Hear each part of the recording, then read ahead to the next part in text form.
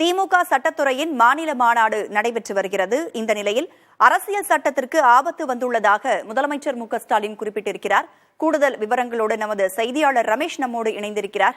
ரமேஷ், அரசியல் சட்டத்திற்கு ஆபத்து வந்துள்ளதாக முதலமைச்சர் மு.க.ஸ்டாலின் குறிப்பிட்டதற்கான காரணங்கள் என்ன? மேலும் இந்த திமுக சட்டத்துறையின் மாநில மாநாடினுடைய நோக்கங்கள் என்ன? திமுகவுடைய சட்டத்துறை சார்பில் 3வது மாநில மாநாடு பாத்தீங்கன்னா சென்னையில பச்சைப்பன் கல்லூரி எதிரில் நடைபெற்று வருகிறது. இதுல ஏராளமானோர் பங்கேற்றிருக்காங்க. இதற்கு முதலமைச்சர் ஸ்டாலின் ஒரு வாழ்த்து செய்தியை கொடுத்திருக்காரு.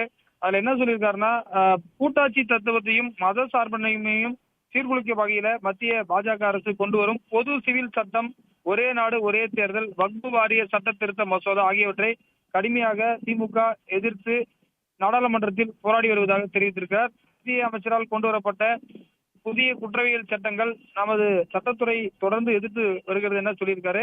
மத்திய அரசின் புதிய குற்றவியல் சட்டங்களில் மாநில அளவில் திருத்தங்களை மேற்கொள்ள தமிழ்நாடு முதலமைச்சருக்கு ஓய்வு பெற்ற நீதிபதி சத்யநாராயணன் தலைமையில் ஒரு நபர் கமிட்டி அமைத்து முதலமைச்சர் உத்தரவிட்டிருப்பதாகவும் சொல்லியிருக்காரு. அது மட்டும் இல்லாமல் துணை முதலமைச்சர் உதயநிதியும் ஒரு வாழ்த்து சொல்லியிருக்காரு.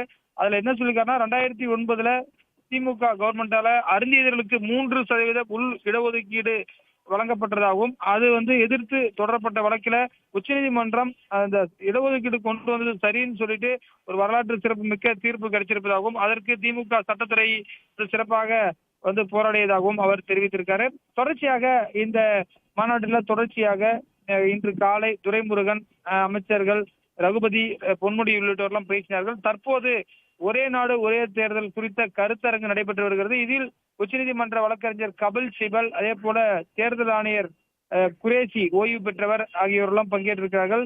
இந்த ஒரே நாடு ஒரே தேர்தல் கொண்டு வந்தால் கிட்டத்தட்ட 1 கோடி EVM மிஷின்கள் தேவைப்படும் எனவும், 3 மடங்கு ஆகும். தற்போது நடைபெறக்கூடிய இந்த தேர்தலை காட்டிலும் ஒரே நாடு ஒரே தேர்தல் வந்தால் 3 மடங்கு செலவு ஆகும் எனவும் குரேஷி பேசி வருகிறார். தொடர்ச்சியாக இந்த மாநாடு என்பது நடைபெற்று வருகிறது. இன்று மாலை முதலமைச்சர் சிறப்புரையாற்ற இருக்கின்றார்.